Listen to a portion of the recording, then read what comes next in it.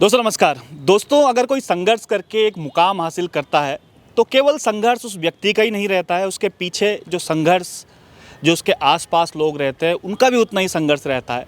तो आज जो टिहरी लोकसभा से प्रत्याशी निर्दलीय बॉबी पंवार हैं, उनके पीछे आप एक हुजूम देख रहे होंगे कि एक हुजूम है।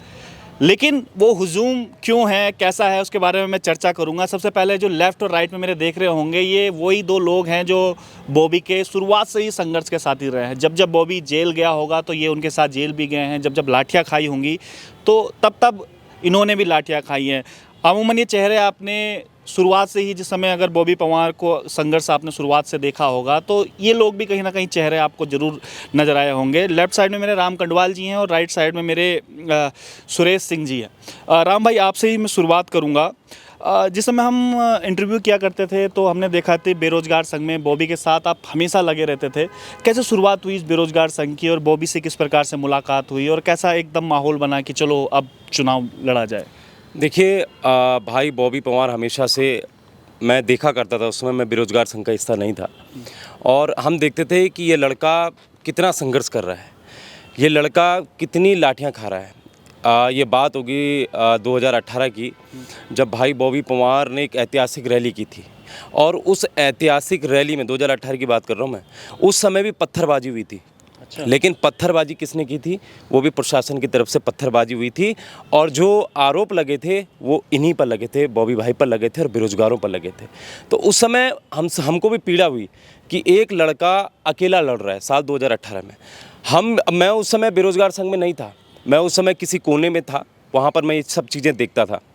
तो मुझे बॉबी भाई, मैंने फ़ोन किया फिर बॉबी भाई को, मैंने कहा बहुत अच्छा काम कर रहे हैं। तो उसके बाद से हम धीरे धीरे जो है बॉबी भाई के संपर्क में आए और धीरे धीरे उनकी टीम के साथ जुड़ते रहे। लेकिन आज अगर आप देखेंगे तो मतलब स्थिति एक ऐसी हो चुकी है कि हमने कभी ये नहीं सोचा था कि हम पूरा प्रदेश जो है इतना समर्थन करेगा, इतना समर्थन करेगा कि ये सीट जो टिहरी लोकसभा की सीट है, ये सीट जो है हम लगभग जो है जीतने जा रहे हैं। तो ये लगभग जो है हमें कंफर्म हो रहा है, क्योंकि रवाई घाटी हो, जौनपुर हो, जौनसार हो, उत्तरकाशी हो, टिहरी का आप इलाका मान लीजिए और देहरादून अगर आप ले लेंगे तो यहाँ से हमें जन समर्थन बहुत सही जन समर्थन मिल रहा है। लेकिन मैं कहना चाहूँगा ये जन समर्थन आखिरकार क्यों मिल रहा है? ये इसलिए मिल रहा है क्योंकि वो 26 साल का लड़का सिर्फ ये नहीं है कि वो सिर्फ नेता है, वो खुद को नेता समझता है, वो खुद को नेता नहीं मानता है। दरअसल जनता ने उसको अपना नेता बनाया है।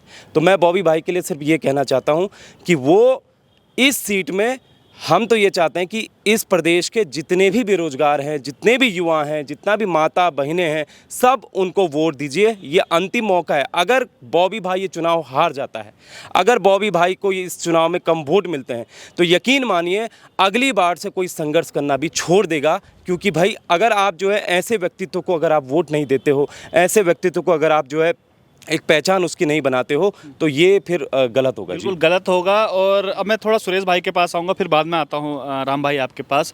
सुरेश भाई वो व्यक्ति हैं, जब बॉबी पंवार को बागेश्वर में पुलिस ने गिरफ्तार कर दिया था, आपको याद होगा, उस समय चुनाव चल रहे थे, उपचुनाव बागेश्वर के, और बॉबी पंवार को गिरफ्तार कर दिया था। उसके बाद देहरादून में एक पुतला का कार्यक्रम रखा गया था, पुतला दहन का।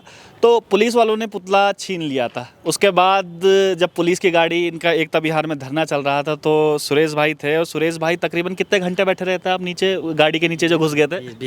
20 घंटे उस गाड़ी के नीचे वो घुसे रहे थे।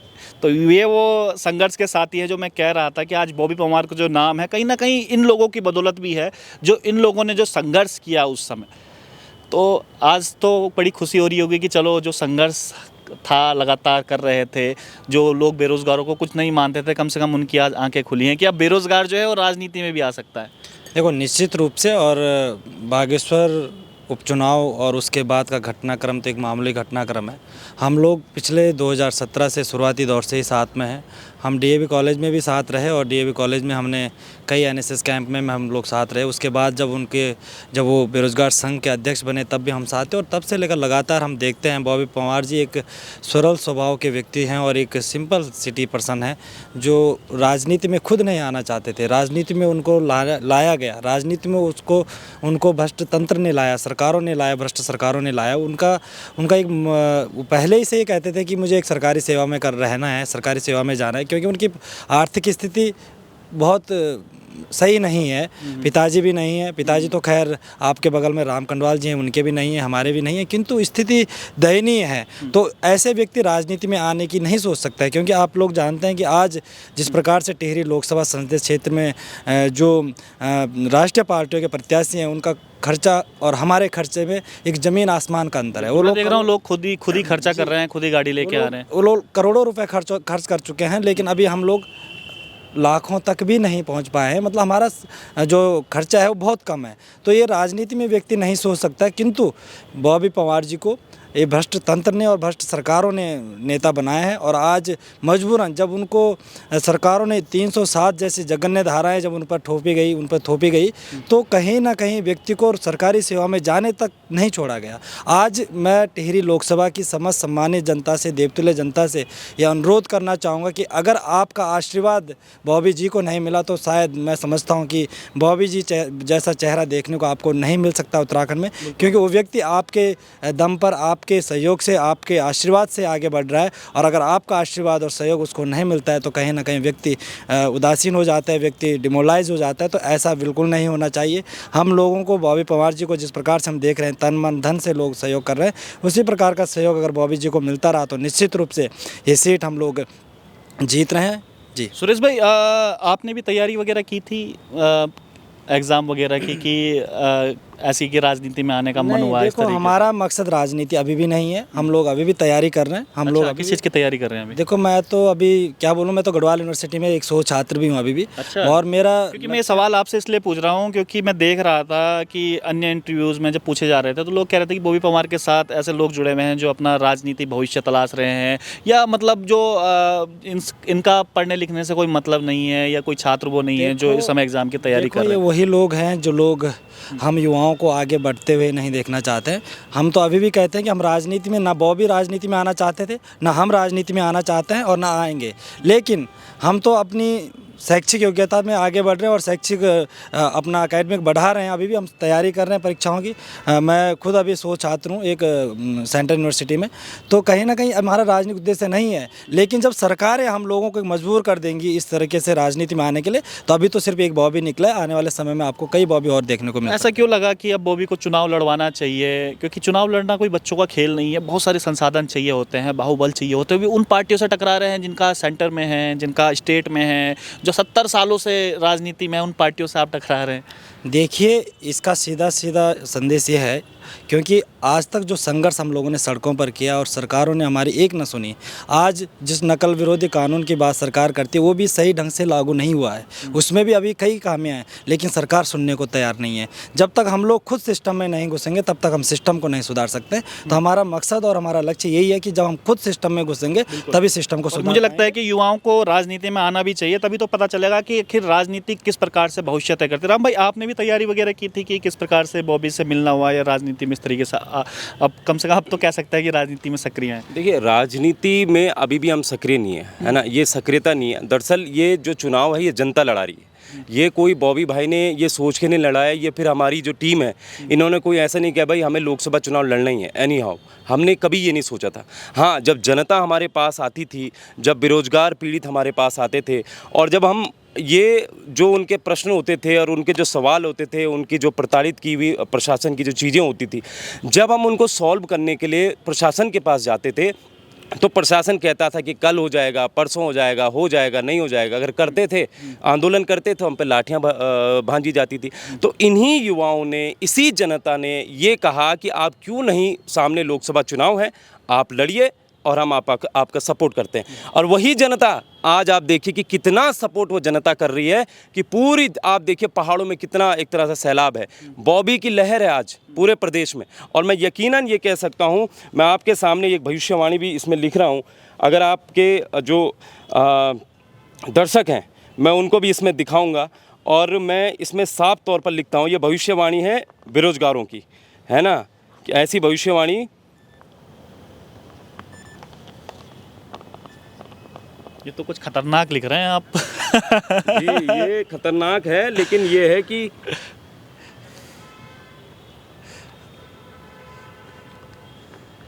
ये है कि इन युवाओं ने अब ठान लिया है। और मैं अगर आपके कैमरे में ये दिखाना चाहता हूँ, ये भविष्यवाणी है युवाओं की, बेरोजगारों की, और ये चीजें भविष्यवाणी भी कर दी है राम भाई ने कि महारानी जी की जमानत जब्त हो रही है। ये भविष्यवाणी है इन युवाओं की। ये तो जब्त हो रही ये है। भविष्यवाणी है कि ओवर कॉन्फिडेंस है? देखिए, ये ओवर कॉन्फिडेंस नहीं है, ये युवाओं का एक तरह से मत है। ये युवाओं ने एक तरह से फैसला कर लिया है कि इस बार जो है महारानी के कई बूथ एकदम से उनका खात्मा होने वाला है। ठीक है, जो है, हाँ, उन्हें थोड़ा बहुत देहरादून में अगर मिल सकता है वोट तो मिल सकता है, बाकी पहाड़ों में उनकी जमानत जब्त हो रही है।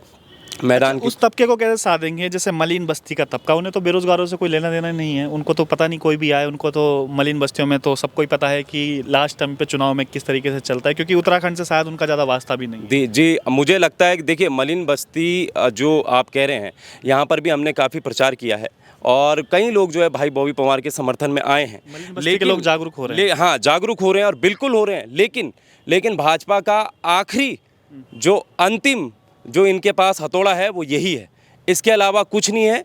क्योंकि ये जो बसाए हुए हैं ये भी अब हमारे समर्थन में आ रहे हैं, ये कह रहे हैं कि आप हमारे लिए और बेहतर करेंगे। बॉबी पवार अगर सांसद बनता है तो ये उनके लिए और बेहतर करेगा, क्योंकि ये भी देख चुके हैं, एक बार रानी, फिर कोई और, 15 साल से रानी को देख रहे हैं, फिर किसी और को देखेंगे, लेकिन इस बार इन्होंने भी ठान ली है कि आएगा तो बॉबी पवार ही। चलिए, एक सवाल और है आपसे सुरेश भाई मेरा कि बॉबी पे भरोसा है आपको? क्योंकि मैं सवाल इसलिए पूछ रहा हूँ कि मैंने देखा है राजनीति में आने से पहले ऐसी मुद्दे होते हैं, चाहे वो महंगाई हो, चाहे वो बेरोजगारी हो, चाहे वो एक विशेष समुदाय या विशेष व्यक्ति से जुड़ा हुआ हो, उसके बाद आदमी बदल जाते हैं। तो बॉबी पे भरोसा है कि बदलेंगे नहीं? देखो, ऐसा बिल्कुल नहीं है। मैं बॉबी को आज से नहीं जानता हूँ। बॉबी जी को हम लोग 2014-15 से हम लोग साथ जानते हैं और बॉबी जी का ऐसा स्वभाव है भी नहीं, और साथ वही व्यवहार में भी झलकता है उनका। वो हर व्यक्ति से एक शालीनता के साथ। ऐसा तो नहीं कि बाद में भाजपा में चले जाएं या कांग्रेस में चले जाएं? देखो, भाजपा और कांग्रेस में जाने का सवाल नहीं है, पर सवाल इस प्रदेश को बेहतर बनाने का है, सवाल इस प्रदेश को भ्रष्टाचार से मुक्त कराने का है, सवाल इस प्रदेश को रोजगार के लायक बनाना है, और सरकार इस प्रदेश को मूल निवास और भू कानून जैसे सुविधाएं मुहैया कराने का है। और ये जो मुद्दे हैं, ये जो मुद्दे हम लोग लेकर चल रहे हैं, अगर पार्टियां दूसरी इसको लेती हैं तो एक बार सोचा भी जा सकता है। लेकिन आज तक की सरकारों को हमने बहुत लंबे समय से देख लिया है। पिछले 24 साल का उत्तराखंड हो चुका है, लेकिन आज तक किसी सरकारों ने इन विषयों पर सोचा नहीं है। तो निश्चित रूप से बॉबी जी भी उनके विचारों से सहमत नहीं होंगे, और जो जुड़ेगा अब हमसे जुड़ेगा। ये गारंटी कैसे देंगे आप? राम भाई, मैं आपके पास आता हूँ। ये गारंटी कैसे देंगे कि अब पेपर लीक नहीं होंगे? बॉबी को अगर सांसद बन भी जाता है तो प्रदेश में सीबीआई भी आएगी, पेपर लीक भी नहीं होंगे। ये एश्योर कैसे करेंगे आप आम जनता को, जो बेरोजगार आपके साथ जुड़े हुए हैं, जो बेरोजगार आपकी रैली में आ रहे हैं? देखिए, एश्योर इसीलिए करेंगे क्योंकि इस प्रदेश को बने हुए लगभग 23 साल के करीब हो चुके हैं। ठीक है, तो इन 23 सालों में अगर किसी ने किया है, किसी ने करके दिखाया है, तो बॉबी पवार है, उसकी टीम है। और अगर हमने कर दिखाया है, बॉबी पवार को ऐसा नहीं है कि उनको कहीं ऑफ़र नहीं आए होंगे, उनको करोड़ों के ऑफ़र आते थे, उनको हज़ारों के लाखों के ऑफ़र आते थे। लेकिन अगर वो व्यक्ति उस समय अगर करोड़ों रुपए ले लेता, लाखों रुपए ले लेता, तो शायद इस प्रदेश की हालत वैसे ही रहती। लेकिन हमें इस प्रदेश को ये देखना चाहिए, इन प्रदेश के युवाओं को, माताओं को, बहनों को ये समझना चाहिए कि अगर वो व्यक्ति करोड़ों रुपए न खाकर, करोड़ों रुपए न डकार कर हमारे लिए जो है लड़ सकता है, हमारे लिए धरना स्थल में जो है 400 से ज़्यादा दिन में रह सकता है, तो ये इंसान जो है आगे भी, ये व्यक्तित्व आगे भी हमारे साथ रह सकता है। और मैं आपको आज आपके चैनल के माध्यम से, दर्शकों के माध्यम से ये बताना चाहता हूँ, मैं भी वचन देता हूँ कि अगर जो है बॉबी भाई कल अगर भ्रष्ट निकलते हैं तो मैं सबसे पहले पार्टी से, जो भी होगा संगठन से, सबसे पहले इस्तीफा देने वालों में मैं हूँगा। मैं ये आपसे कहना चाहता हूँ जी। अच्छा, इतना भरोसा है, और मुझे लगता है कि शायद यही भरोसा है जो आज तमाम युवा बॉबी के साथ जुड़े हुए हैं। एक सवाल और था मेरा कि उसके बाद जो बेरोजगार संघ है उसका क्या होगा? उसके बाद तो रोजगार कहीं ना कहीं पा ही लेंगे बॉबी भाई, तो बेरोजगार संघ का किस तरीके से होगा? जो आज बॉबी के पास समस्या लेके जाते हैं वो कहाँ लेके जाएंगे फिर समस्या? क्या बेरोजगार संघ बदल जाएगा या किस तरीके से आगे की प्लानिंग है फिर? देखो, बेरोजगार संघ था और बेरोजगार संघ रहेगा, और ये बेरोजगार संघ तब तक रहेगा जब तक बेरोजगार रहेंगे।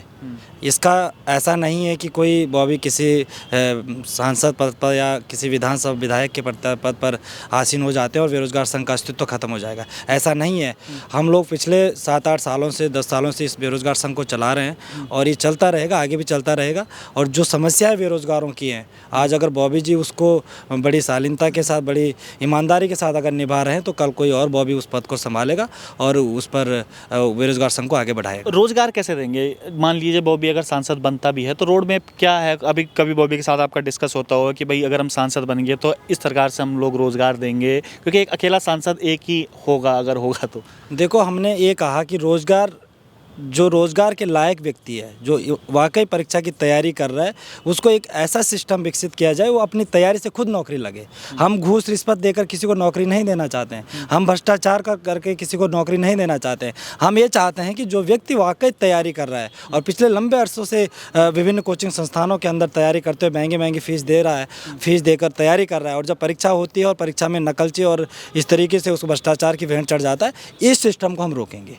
जो वाकई तैयारी करने वाला व्यक्ति है, जो वाकई तैयारी करने वाला अभ्यर्थी है, उसको रोजगार मिलना चाहिए, ना कि भ्रष्टाचार से और ना किसी राजनीतिक दबाव से और ना किसी राजनीतिक सोर्स से या ना किसी अधिकारी के दबाव में किसी अधिकारी से नौकरी लगवाना। ये हमारा लक्ष्य नहीं है। हमारा लक्ष्य है कि जो व्यक्ति वाकई ईमानदारी से तैयारी कर रहा है, जो अपनी ईमानदारी से मेहनत और लगन के साथ परीक्षा देने जाता है, उस परीक्षा को पारदर्शी तरीके से कैसे कराया जाए, उसके लिए हम नीति बनाएंगे, उसके लिए हम प्रयास करेंगे, बॉबी जी प्रयास करेंगे। और निश्चित रूप से अगर जो नहीं कर पा रहे हैं परीक्षा की तैयारी, क्योंकि हर कोई परीक्षा सरकारी परीक्षा नहीं निकाल पाता है, तो उन लोगों के लिए भी कुछ सोचा है कि क्या? देखो, आज प्रदेश के अंदर कई बाहरी कंपनियां प्रदेश के अंदर एंट्री ले रही हैं, लेकिन उनके साथ क्या हो रहा है कि वो बाहर के प्रदेशों के युवाओं को ही यहाँ नौकरी दे रहे हैं। आज हम इन्वेस्टर समिट की बात कर रहे हैं, इन्वेस्टर समिट हो रहा है, वो लोग बाहर की कंपनियों को हायर कर रहे हैं यहाँ की सरकारें, और बाहर के लोगों को ही यहाँ रोज़गार दे रहे हैं। क्या आज हमारे पास युवा नहीं है जो रोज़गार कर सके, या आप हमारे पास ऐसा हुनर नहीं है जो उन कंपनियों में काम करे? लेकिन नहीं,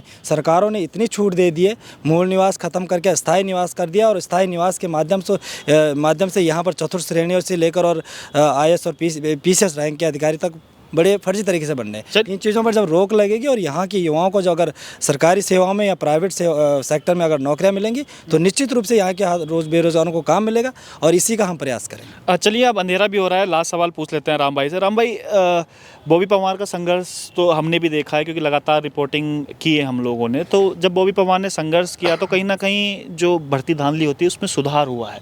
हमने देखा है कि नकल विरोधी कानून भी उत्तराखंड में आया है। तो बॉबी का प्रयास है कहीं ना कहीं जो जितनी भी भ्रष्टाचार होते थे भर्तियों में, जो आज रुके हैं, तो आपको ऐसा क्यों लगा कि अब चुनाव में जाने से और बेहतर हो सकता है? क्योंकि संघर्ष तो पहले भी कर रहे थे और उसका रिजल्ट भी निकला है। देखिए, चुनाव में जाने से इसलिए बेहतर हो सकता है क्योंकि आखिर में जाना किसके पास पड़ता है? आखिर में भर्तियां खुलवाने के लिए किसके पास जाना पड़ता है? आखिर में जो है जांच बैठाने के लिए किसके पास जाना पड़ता है? अब हम अगर CBI जांच की मांग कर रहे हैं उत्तराखंड में, जो हम पिछले 400 से ज़्यादा दिनों में बैठ रखे हैं, अगर हमारा कोई काबिल सांसद होता उस संसद में, तो हमारी मांगे उठाता वहाँ पर, बुलंद आवाज़ में संसद में दहाड़ सकता था कि भाई इनकी जांच कराओ, आप CBI जांच की मांग कर सकता था। लेकिन वहाँ पर ऐसा कोई काबिल सांसद ही नहीं इस प्रदेश का, चाहे अंकिता भंडारी की CBI जांच की मांग हो, चाहे बेरोजगारों की CBI की जांच की मांग हो, या फिर प्रदेश में जो अन्य जितने भी घोटाले हो रहे हैं उन सब की CBI जांच की मांग कौन करेगा, बताइए आप? तो बॉबी पवार जी के अंदर ये सब चीज़ें हमें दिख रही हैं, ये युवाओं को दिख रही हैं, महिला सभी पूरे प्रदेशवासियों को दिख रही है। तो हम ये चाहते हैं कि एक ऐसा युवा उस संसद में जाए जो दहाड़े और युवाओं की मांग को पूरी कर सके। चलिए, ये जो दो शख्सियत हैं, ये बॉबी के वो कंधे हैं जो जिन्होंने आज बॉबी को बॉबी बनाया है, इस काबिल बनाया है कि आज हज़ारों लोगों का जो भरोसा है वो बॉबी पर है। इन दोनों का भरोसा तो है ही, जो शुरुआत से हमने किया है, क्योंकि काफ़ी एक लंबे समय से बॉबी से जुड़े हैं और काफ़ी लोग और भी जुड़ रहे हैं। और आप जितने भी दर्शक देख रहे होंगे कि क्या आपका भरोसा है बॉबी पवार पे? जो अभी बात हुई है कि बॉबी पवार संसद में ये मांग उठा पाएंगे, क्या आपको लगता है कि बॉबी पवार ये सब कर पाएंगे? क्या ये भरोसा वोट में तब्दील हो पाएगा? ये कमेंट बॉक्स में ज़रूर बताइए। तब तक के बने रहिएगा विजय पथ न्यूज़ पर। बहुत बहुत धन्यवाद।